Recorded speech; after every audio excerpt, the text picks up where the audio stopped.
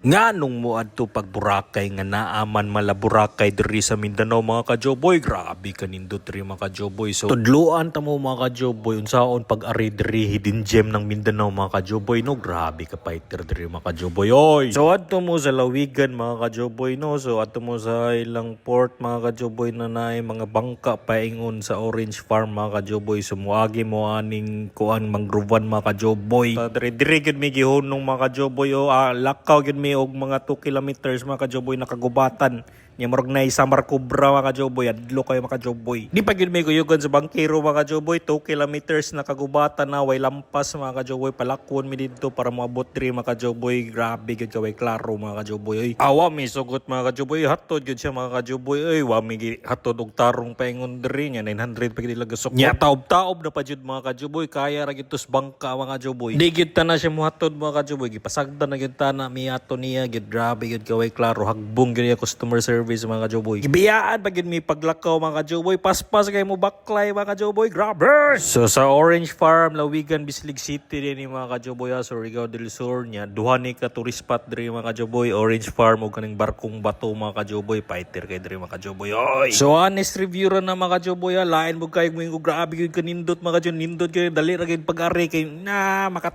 ay na lang. Let's go mga ka-Joboy. Sheesh.